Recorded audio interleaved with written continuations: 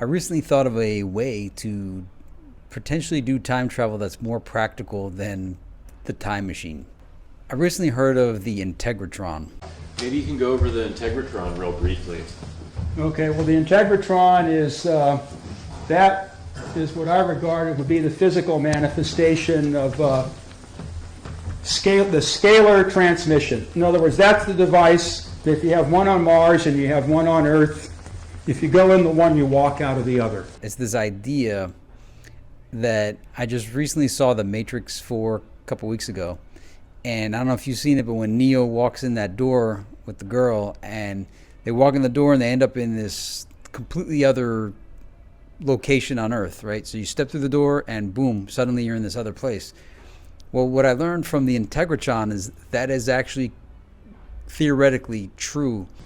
So this is the key to the Integratron, is to create this space scalar condition where it exists only in time and it doesn't exist in space. And that started to give me the idea that maybe this thing wasn't for healing people, but for making people be able to go from point A to point B. So check this out. You know, we try to conceive of time travel, going in the DeLorean or whatever strange method. But think of it in terms of like computers, right? Virtual machines. You could take snapshots of a virtual machine. Now that may not make sense, but imagine, okay, here's something that may make sense. Sure, your computer at one point failed and you need to go to a restore point. And so your computer takes these restore points every time like Windows updates went through. Let's say we put in this machine. It's not really a machine, it's a device. I think it's a Stargate. It's the Fargate. F. It's different from that movie, which I've never seen. Or I don't even know how you call it. We'll just call it the Integratron, but not that big dome thing in California. Just this idea that this particular thing that we put in place on today, January 13, 2022, going forward, we can now go through where it is in the future and return back to January 13. So we can't go back to like the 1800s or the BC era, but going forward we could still return back to the restore point, to the Integratron point, to this location on January 13. I think he went through the Stargate. It is a Fargate! From the makers of Independence Day, we will give it a mohawk in the wheelchair if you need help. 2022. Does that make sense? So if we put a bunch of these, or think of them as like checkpoints. You know, in video games, checkpoints. So you get, or like in Tomb Raider, you go to the campfire and you kneel down, and now you can return back to that location. So if we set up all these checkpoints on different days, all right, so today we set up the January 13 checkpoint. Maybe in February we set up a checkpoint, and then you just walk through that door and you wind up back in January 13. And I guess you go walk back through it and get back to whatever day you know, I don't know how you get back to the other side. So if somebody wants to start experimenting with, building a transporter, it's not a matter of taking the molecules apart and making them reappear at another end. That would be a hideous project. Doesn't make any sense. The best thing to do is just simply erase space out of the formula so that you're both places at the same time, and then make the switch. But when we think of how to make time travel possible, I think it would be more along these lines. So accessing the past, much like if you don't take a snapshot or set a restore point on a computer, you can't just go back to a period of time where there is no checkpoint, there is no restore point, there is no snapshot. But knowing what we know now, we can now set checkpoints, restore points, snapshots, Integratrons to get back to at least points in time. And right now, you think like, who wants to go back in time to January 13? Because you're in January 13. But 10 years from now, it would be pretty useful to be able to go back. And I say this from experience. I remember in like 93 with my video camera, having the thought of, I really should like record a bunch of stuff about the way the situation is right now, so that, probably in the future, I might want to look back on what the year 1993 looks like. But then at the same time, my mind was like, who cares? It's all about the now. Who cares about the future? And I didn't make those recordings. but how useful those would be. Because even in 93, you're thinking, you know, we're living in the state of the world right now. You know, this time is the best time. But yeah, I'd like to see 1993 right now. And that would have been kind of like a checkpoint, kind of like a restore point. Even though I can't physically go to 1993, I could at least see it. And in ways, you know, when we think of like, man, I wish I could just time travel back to my childhood. Well, you know, if you did, it's not like, you know, sometimes you're like, what if I did time travel, could I interact with the environment, or would I just be able to see it? If it's just being able to see it, a videotape would at least let you see what it looked like. So if you recorded it back then, it would at least let you see what it looked like. And to give you another example, I have a 360 camera. It's not that good. I mean, it's better than some, but even still, it's not like a recent one. It was from like 6 years ago, so the tech wasn't there yet, and it was inexpensive. But having 360 recordings of even today, just to see what my day looked like in 360, plus I have a VR headset, and going forward, VR headsets will probably be normal. It would be nice to have some 360 recordings of different checkpoints in my life so that I could go back and look at it. But even today, I'm probably not going to take a 360 recording just because, and you won't know this until you do it, having 360 recordings are kind of strange to have because you can't really watch them on a computer. I mean, you can, but you have to have a special viewer. And actually, no, nowadays Windows Media Player does handle some 360 formats, but it's not the same. And it's kind of strange storing them. It's not convenient to look at 360 footage. But if you have it, it is nice to be able to look back and almost experience it how it was at the time. So like if you go to a hotel with a bunch of friends, just set up a 360 camera in the middle of the room. Everyone will be kind of weirded out, and just tell them like, hey man, 10 years from now, it's going to be pretty cool that we have this recording. Right now it feels weird, but 10 years from now it would be pretty neat. So I just wanted to talk about different methods, like more practical methods of time travel. And if you've ever seen the movie Primer, if you're into time travel, obviously Back to the Future is the best time travel film, but the most realistic film is Primer. And when I saw Primer, I was with a bunch of people. Everybody fell asleep because the movie's very scientific, but it's like what I always wanted. I want like really scientifically driven films. And I was sweating.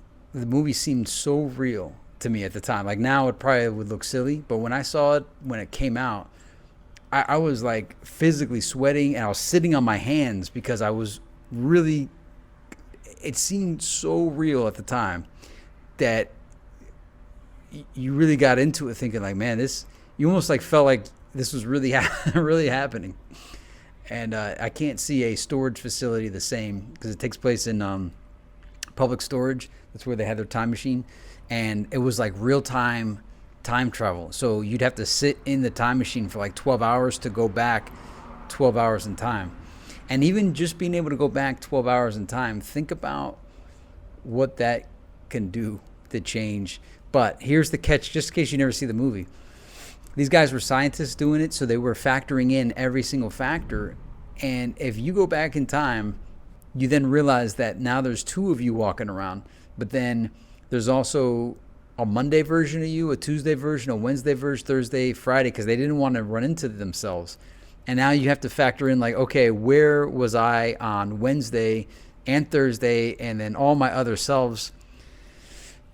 Really in-depth thing.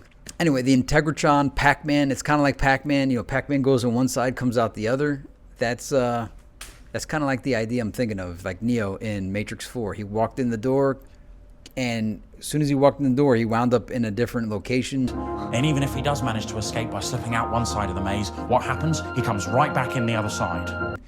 If you build this Integratron thing, and there's some science behind it on how to do it. There's some videos online. So that's basically what the Integratron was about. So now these people have it under lockdown, just like they have the Ballina station under lockdown, everything else under lockdown. And it's just become another self-worship temple.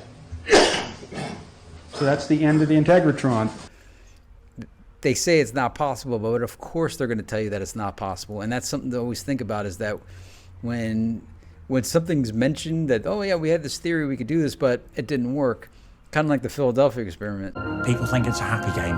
It's not a happy game. It's a fucking nightmare world. And the worst thing is, it's real and we live in it. You got to wonder, like, are they just telling us it didn't work so that we don't pursue it any further? So, hey, if you figure out how your Integratron works, let me know. I've given you the knowledge. I've set you free. Here's something I noticed about opposition groups to whatever president was in power. Now, I know that the media is just all fake news, but it does condition what the accepted official version of reality is. And what I noticed dating back to the 1990s was when Bill Clinton was president, you'd always see these gun activist groups, right-wing militia groups, always on TV. Charlton Heston said, "Mr. Clinton, there are 30 million gun owners in America, and we're all mad at you." And then when George W. Bush was president, you'd see all these left-wing anti-war groups on TV. And then when Obama was president, you'd see the Tea Party on TV all the time. And then when Trump was president, you'd see Antifa and Black Lives Matter on TV all the time. It's like they'd always show the opposition group, and I think it's to placate the losing faction so that they could feel that their voice is being heard, even though their guy, their puppet, or whatever you want to call it, isn't in the White House. Oh, and then now with the pretend presidency of Joe Biden, I haven't really watched TV since November 3rd, so I don't even know what's going on. And not only that, everybody's been siloed out on social media, so I used to get in my feed, I used to see the Young Turks, and they don't show up in my feed anymore. They've been siloed out, so I don't get to see opposition ideology. All I see is what they suspect my ideology is. And this is what I want to let you know about the polarization. It's intentional, right? So you hear people, oh, well, you know, we're all so divided now. But when I was in mass media, the idea, they told us, they said, you have to learn to choose which side you want to be on. And the goal is to polarize the audience. Can you speak one-sided on an issue? And it wasn't even just what they were training us in mass media. I then took out when I made my first book, I took out a publicity campaign. And there was like this questionnaire that they like trained you. And some of all the questions, not all of them, many of the questions were phrased, can you speak one-sided on an issue?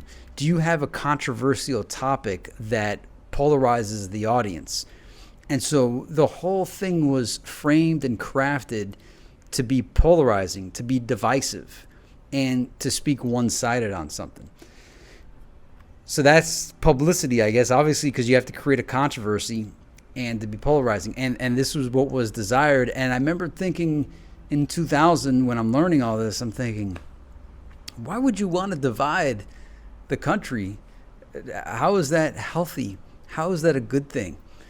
And I had no idea the levels at which they'd go to. And now with algorithms, now they could identify what they suspect your ideology is, and then they keep everybody in their own camps so that everybody is in their own echo chamber. And what that does is you don't hear the other side anymore. And I'm not even saying this like, oh, we don't hear the other side anymore. We want to have objective conversations. And yes, I know that's why Joe Rogan's podcast and Tim Pool are popular, because they do have opposing points of view. And I'm not even talking along those lines. I'm saying, in a spookier way, when people are in their own echo chambers, they then begin to believe that their reality gets reinforced. It's that's echo chamber, but it's also a positive feedback loop. And you convince yourself that your side is the only way. And if you got two sides reinforcing their perspective without any challenge to it, that creates a very bad situation. At this point, it's been over 2 weeks since the Dr. Jerome interview has happened with Joe Rogan, which set the whole internet, it just changed the whole entire game. It forced the mainstream media to modify their narrative. It changed everything. So here's some concepts. Obviously, the main one everybody talks about is the mass formation psychosis. Informed consent, we discovered, is the answer to the V word hesitancy. So what Dr. Jerome said was, yeah, if they're accusing you of creating V word hesitancy, say, yeah, but you're not providing informed consent, and that's required. So informed consent is a strange term. It's funny how informed consent now works to our advantage, whereas prior it seemed like a sneaky thing done on the people. The Trusted News Initiative was amazing. I think I might have talked about, I already talked about the Trusted News Initiative, but that's worth looking up.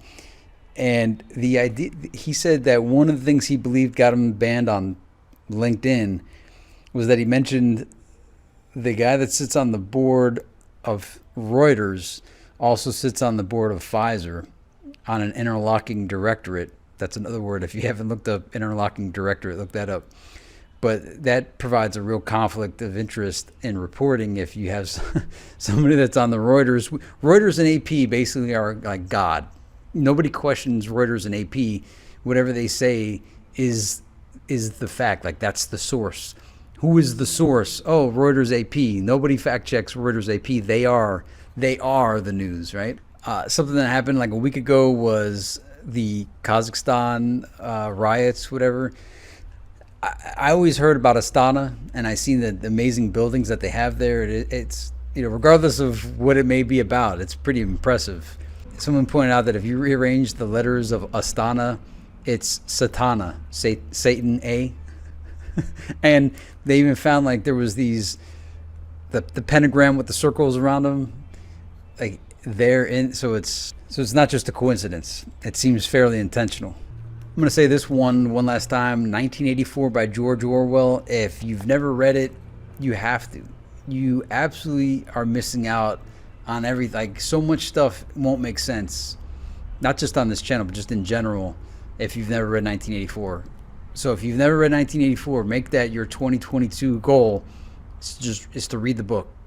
I narrated part of it on my channel. I might even narrate more of it. You know what? I might start doing that because it's a must. Everybody in the world needs to read this book. It used to be a requirement in school, but when I was in school, it wasn't required. I actually got through college and I never read 1984. I always heard it referenced, but I didn't read it, and I hadn't read Brave New World also until I graduated.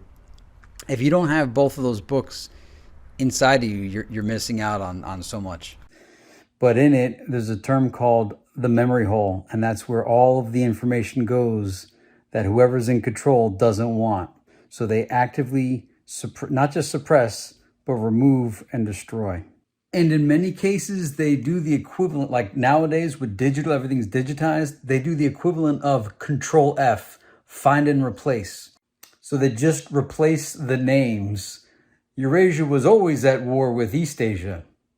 Were they? 1984 reference. There are people that seek to control other people's minds, and I despise it. But then there's also organizations that seek to make you forget things. They want you to forget. Media term, selective exposure. Just know, well, they say it's that people selectively expose themselves to content that they want to consume that reaffirm their version of reality. But my version of the definition is that the media selectively exposes people kind of like with blinders, so that you are only presented the information they want you to consume or to be aware of. That's a better word. They present you the information they want you to be aware of and remove everything that they do not want you to be aware of. In mass media class, we learned that television will only go up to an 8th grader's level and nothing higher than 8th grade. So it is up to you to pursue information on your own. It's never going to happen through television, never.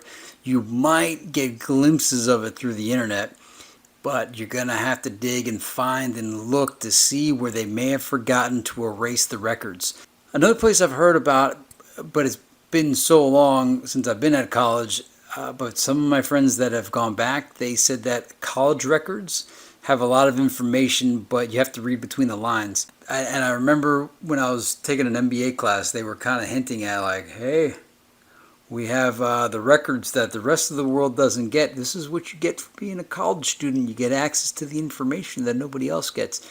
But even at the time, I wasn't fully coherent of this concept of selective exposure, that information is intentionally withheld. I had a nice, naive perspective of the world that I thought the whole world was like me, that I want to share everything, and the world would share everything. Now, the world does share a lot. There is a lot of information out there, dictionaries, encyclopedias, all that's real great. But I think the mysteries have all been hidden. It's that, I forget, the Warehouse 51, or that the warehouse in Indiana Jones, where all of the artifacts and all of the forbidden knowledge is kept. With blockchain and decentralization, DeFi, not really DeFi, but everything. So with crypto, it's kind of trying to put the banks out of business by creating decentralized finance. But they're also looking into ways of undoing other aspects that the GRUNCH has. If you haven't seen my series on the GRUNCH of Giants by Art Buckminster Fuller, there's a playlist, check it out. You should probably read the book, but the book is really difficult. That's why I made the video series, just to get this idea that recurring monthly payments are all put in place by the GRUNCH, the Gross Universal Cash Heist. So you pay a monthly electric bill, a monthly cable bill, monthly phone bill, monthly cell phone bill, any kind of monthly bills you pay. Those systems are put in place by the GRUNCH. And the strange part is most people have no problem paying the GRUNCH, but they won't pay like people they actually know, a recurring fee. Only the GRUNCH is entitled to receive a fee every time the moon completes a cycle around the sky. So this idea that I was thinking of the other day, I was like, hey, I remember in the early 2000s, there was this idea for universal Wi-Fi. And even some cities, their town councils declared like, yeah, hey, you know what? That's a great idea. It'll help end the digital divide. All of our citizens should have access to the internet. We're going to put access points up on all the street lights and lamp posts and lights. I mean, we've blanketed the whole entire city with lighting and cabling and posts. Why not just add an access point to all of it and give everybody universal Wi-Fi? As soon as those things passed, all of the internet service provider companies would then pressure their boards saying, hey, what are you doing here, guy? We put you in power. How are you going to take away that revenue stream that we are so entitled to? And then all these projects went away. You don't even hear the phrase universal Wi-Fi, except, I mean, maybe San Francisco might still have it, but what universal Wi-Fi got replaced with was the cable companies, the internet service providers providing universal Wi-Fi through theirs. So let's just say Xfinity. If you have an Xfinity account, you could now connect to anybody's access point using the Xfinity Wi-Fi. And they even give you an app like, hey, look, here's all the locations where you could get on Wi-Fi. But it's still through your fee-based experience. And so I thought, all right, well, now back in 2001, people weren't technologically inclined yet. So like I couldn't get this idea across of like, hey, maybe we should rebuild universal Wi-Fi. But now, 20 years in the future, a lot of people are into tech and understand this stuff. We've actually had now a full generation of people that have been there. They grew up where there's actual training to know this stuff. We're in the future. We're in 2021. So I don't even want to stop at just universal Wi-Fi because obviously it's a really possible thing to do. I thought, well, how about us reproducing the cellular cell phone network? How could you do that? And I found out that it's actually being done. So, and I'm not really shilling for this. I was thinking about buying one. I wanted to know if anybody else knows about helium, HNT, not the second element of the periodic table, but it's a cryptocurrency called HNT helium. But it's not just a cryptocurrency. There's these helium miners that everybody's putting up all around the world, and it's creating a decentralized network for cellular, I guess, internet, and potentially all other kinds of 5G. So maybe this is a sneaky way to get 5G, but it's such like low power. It only takes like less than $1 electricity per day. I think it was like, it depends on what area you're in, how much energy cost is. But nonetheless, somebody came up with the idea, and it's going all around, that helium access points or helium miners are being put in place all over. But the idea that this helium mining is taking place, which is providing decentralized access to the internet, although I guess it's at a fee. I don't know how the whole thing works, but the idea of decentralizing, and obviously you'd have to have some kind of incentive for people to want to put up these helium miners, especially since they cost like $430. The idea I'm sharing here is taking away what the GRUNCH has, decentralizing it into the hands of everybody. And how can we think of more ways where we can decentralize power away from the GRUNCH into the hands of everybody, where everybody gets a little piece of the action?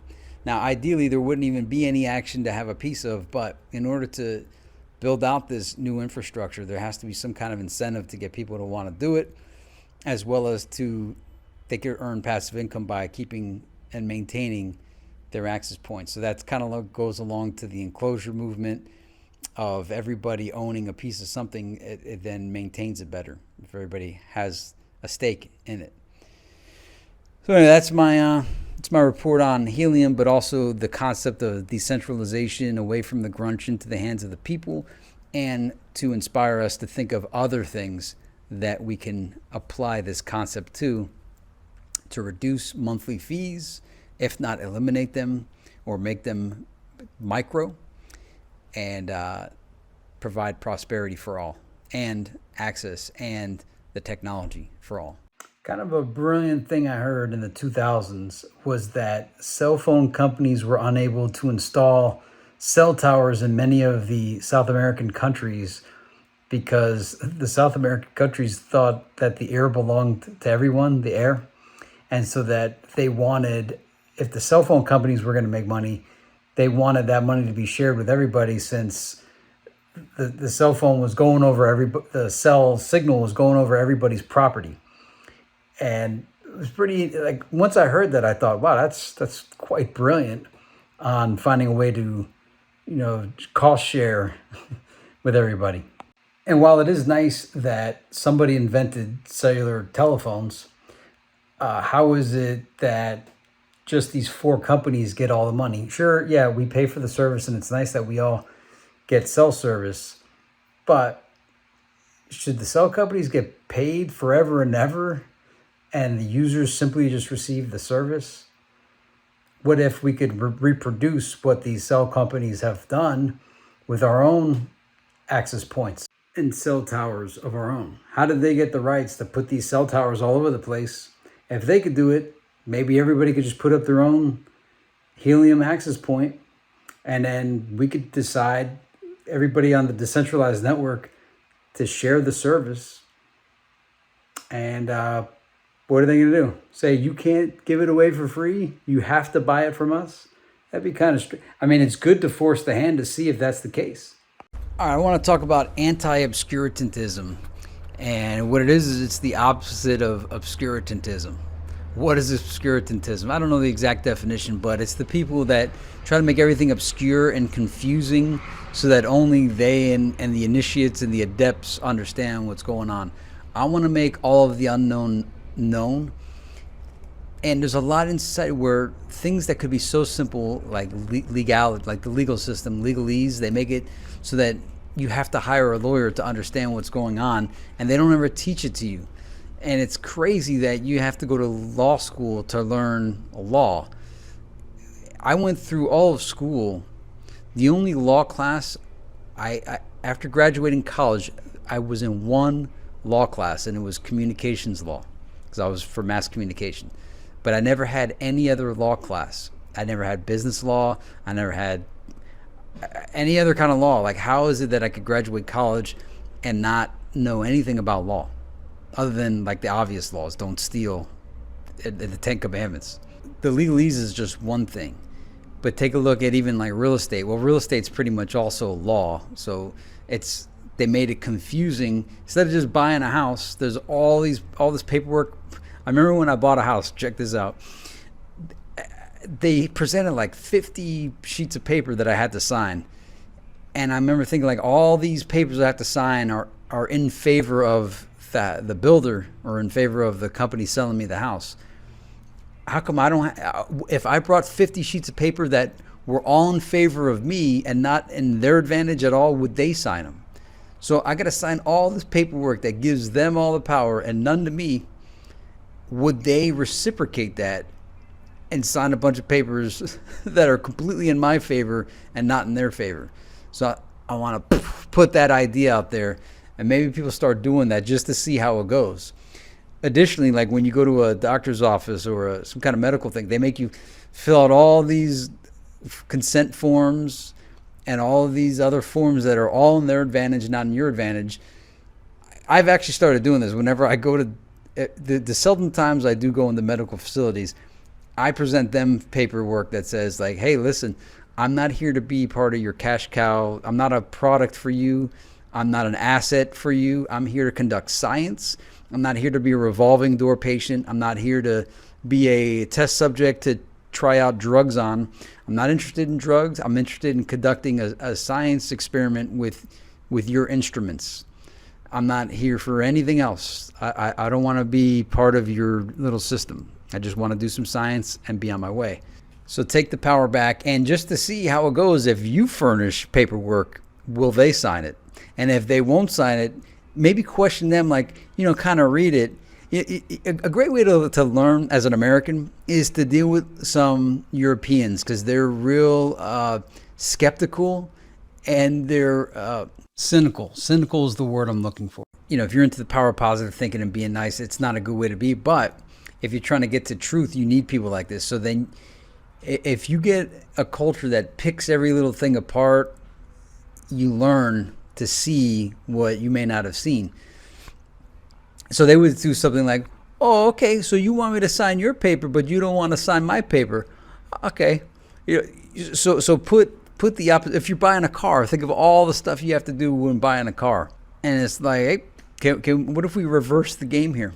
But let's get legalities aside. There's so many things that are made intentionally complicated. Vocabularies made to be intentionally, is obtuse the word? And even all the things I'm saying, some of the audience may not know what I'm saying because it gets beyond what we train people to understand.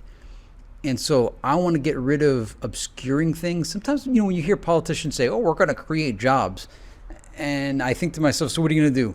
Make things so complicated that you have to then go to school to know how to do something so that nobody else qualifies for it except those people in that club, and everybody else has no clue what's going on. Like oil changes, you can't even change the oil in your own car anymore. You have to take it to a professional because they intentionally made it so that things aren't serviceable, self-serviceable. And so through this obscurantism, yes, it creates occupations and jobs, but how much of it wouldn't need to be if we made everything so supremely obvious? What if cars were made so that it was completely obvious on how it works? What if houses were designed so that everything could be serviced by the homeowner and things would be obvious? If we made everything obvious, then yes, there'd be a lot less jobs, but so what? That leads to the next question is, what are we working for? What are we working towards? Is there some end goal? I thought the end goal, again, in the early 80s, they used to say, oh, you kids are going to be, you're so lucky. All the technology is going to exist so you don't have to work. And you could see that it was possible. It's like, yeah, 20 years time, especially knowing of Buckminster Fuller was alive at the time and he was talking about his design decade. And you're like, yeah, 10 years from now, everything's going to be built and we could just enjoy our lives and go about the adventure of our lives. And we won't be stuck into this monetary system of artificial scarcity. And we can go on spiritual journeys, tithe each other, and have everything set in place. That's what I hope the smart contracts will lead us towards, smart contracts of like the blockchain. But if people don't get involved in this, it's going to be set up so that only the companies that are sponsoring this build out the smart contracts to serve the corporations instead of serving the people. So people need to get involved to make it actually something that helps the people, the true decentralization that puts power in the people's hands instead of power in the hands that will create the boot on the face of humanity perpetually. Because smart contracts, once put in place, become viral. And you don't want to be living in the Matrix too. We want the nice, happy world we were promised. You know, there's a lot of people that talk about, oh, job security. We put all this stuff in place for job security. Security through obscurity. And yeah, that's good for you. That's good for you, but what about everybody else? Now, if we're in the game of still doing occupations to occupy our time, I get it, man. Security through obscurity. But how can we get it to create a fully automated society where everybody has at least the base necessities, and you could have the freemium model where you get your base and you could add on through performing tasks or missions or achievements to add on to whatever you have. But to do this whole everything for some and none for others intentionally, and create barriers to entry and create laws to prevent others from competing, create all these rules where we create winners and losers, and sometimes do it based on race and gender, and it like the whole opposite of what I was taught in the 80s of everybody's equal, don't prejudge, don't see people for their color, see people for who they are, share. All these things are being done in the opposite now. And I don't know what I started to see it happen when the hyphenation of nationalities began. So up until, I think the year was 89. It was 1989. Now watch this. That was the year George H.W. Bush became president. And that's when hyphenation, I think it was that year. And what I mean by hyphenation, it was you're not just an American, you're not just a black American, you're now an African American. And so when that happened, a lot of the white kids were saying, all right, so am I a European American? But that's not divisive enough, because if you have an 83% white school, how do you divide those kids up? So then you find out, oh no, I'm not a European American, I'm a Italian American, or I'm an Irish American, or for others, I'm a Colombian American, I am a Haitian American, obviously these aren't European countries, but they divided the Europeans up. So like the day the hyphenation came, prior to that, everybody hung out together. After that, the Irish kids all formed their identity politic group, the Italians got together, the Jewish people got together, so everybody joined their own little cliques. So it created division through this hyphenation. Instead of, prior to that, it's like, hey, I'm an American, or I'm a Floridian. I was born in Florida. I'm from New York. I'm a New Yorker. And even those are kind of like ways to divide based on what state you were put in. But at least it was part of the USA. And you already had that division, and then it just got divided even further. And now it's just the fact that identity politics, hey, you know what? It's not my battle. I'm qualified. I'm not saying they took our job. I'm qualified to do jobs. I'm just saying division's not good. Obscurantism is not good. And here's one. So there was the free software movement put in place by Richard Stallman. Now, I don't agree with Richard Stallman's most of his politics, but I do agree with his sentiment behind free software. And the free software movement was there, and everybody has benefited from the free software movement. But the people that want to quantify everything, commoditize everything, they then hijacked the free software movement and turned it into the open source movement. Now, open source is great, but, why'd they do that? So I want to make things so that anybody could do it. I want to make everything obvious to everybody. Obviousness. Anti-Obscurantism. There was an interview with Catherine Austin Fitts I saw where she said the official reality is based on a series of transactions. So regardless of what people say on TV, the transactions are the evidence. So it's important to look into the transactions that have taken place to understand what the official reality is. Although she does differentiate between the official reality and reality. So there is the official reality, basically the Kool-Aid version of what's real that they condition you to believe in. But there's also the transaction reality. And that's where the actual transactions take place, like on a balance sheet. So the idea of transaction-based reality, it's an important one for us to consider and just kind of like bring into us to think about. Morning, everybody. Today is Wednesday, January 12, 2022. This marks the 12th straight day I've released videos, and I don't know how long this will be sustainable, but I'll keep trying until I can't. First thing I'm proud to announce is that I finally, after 13 plus years, won my NFL Pickem pool. Yeah, I know football, but it's something I've always wanted to win. Since I was a little kid, my dad used to let me do his picks for his office pool, and I won so much that they didn't let me play anymore. So then I finally joined an adult league on CBS Sports, and I came in first place. It wasn't even a shared first place. I was ahead by everybody by 3 wins. So I finally won. It was a bucket list item, and I feel very satisfied, and I have closure. So hooray for me. On to the next win that I have. I just received I believe this is to be my Security Plus certification from CompTIA. And again, this passing Security Plus was an exam that I did not pass in 2005 and 2007.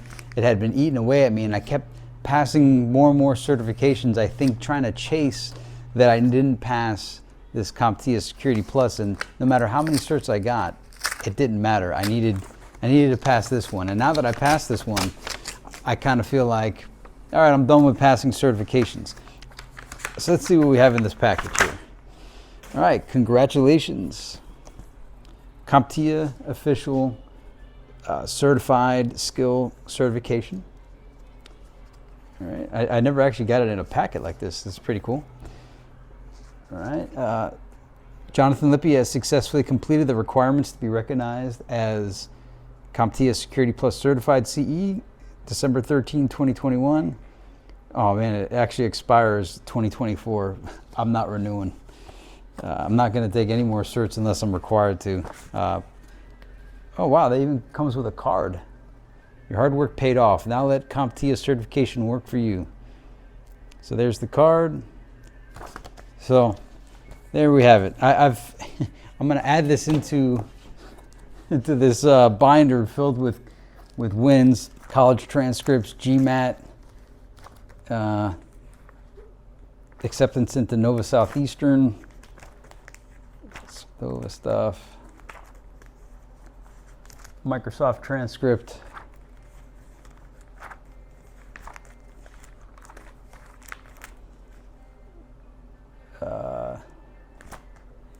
productivity award for work. There's my Cloud Essentials when I passed that. All right, here's some certs here. The Linux LPI, Linux Essentials, Cloud Essentials by CompTIA, CompTIA A+, CompTIA Network Plus, CompTIA iNet Plus, Microsoft MCP, Microsoft MCSA, Microsoft MCSE, Cisco CCNA Wireless, Cisco CCENT, Certified Bitcoin Professional, and ham radio, so FCC. I have a ham radio license. That was from an A+ course, and this is ITIL V3.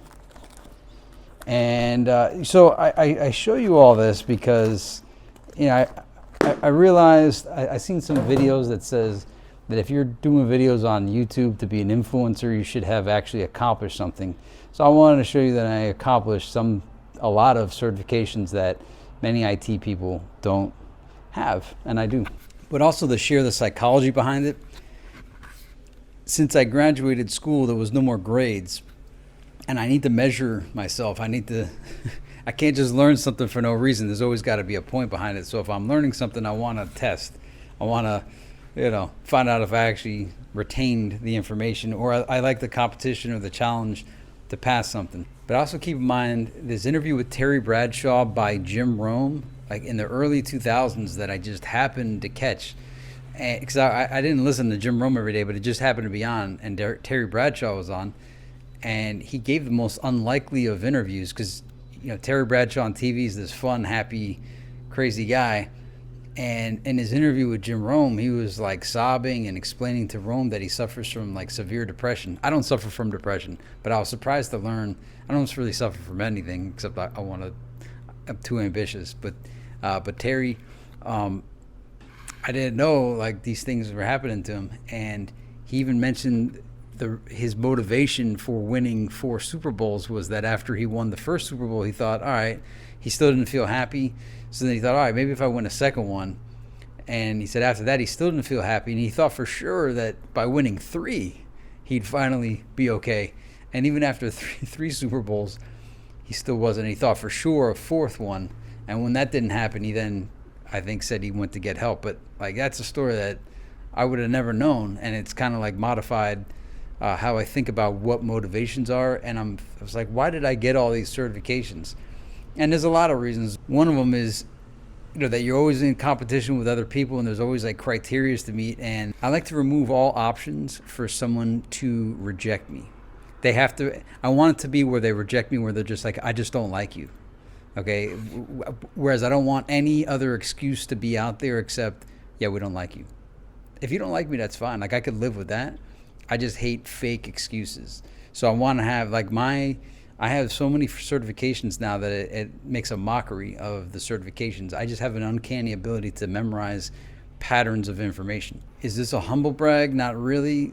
I'm just telling you all this because I'm sharing my intents and my motivations. Most people conceal all those intents and motivations. I just wanted to pad it. I just like to. Somebody pointed out to me, they said, you know what it is about you, John? You always want to have options to do anything. And it's true. I always wanted to be able to walk anywhere. I always wanted to be able to basically do anything I want to do. But I also understand that there's a cost to be the boss, right? So it's not like I just show up like, hey, let me in. I want to always make sure that I have the credentials or have whatever the criteria is to gain admittance. I don't want any restricted areas. Like in Legend of Zelda, you have to have the power bracelet to get to the rest of Hyrule. So that's 2 accomplishments that unlocked a lot for me. Winning that NFL pool seems like such a simple, stupid thing, but I always wanted to come in first place. Oh, and one of the things I did to win this year, because every year I would get to like in the top 10, but I wanted first. And so every year just breaking the top 10 but not making it in the top 5, and I really wanted to be number 1. I realized I needed to improve my knowledge, but I had to do it through something experiential. So I joined Bovada and DraftKings, and placing different types of bets, which weren't just win-loss, it then helped me see the game differently, more strategically, more thorough. Started looking at, offensive linemen, defensive linemen, linebackers, safety, the secondary. And by seeing more of the game strategically, also, I watched a lot of games to see if any team hit an emotional high and may have a letdown. Bro, so many different factors I started looking into.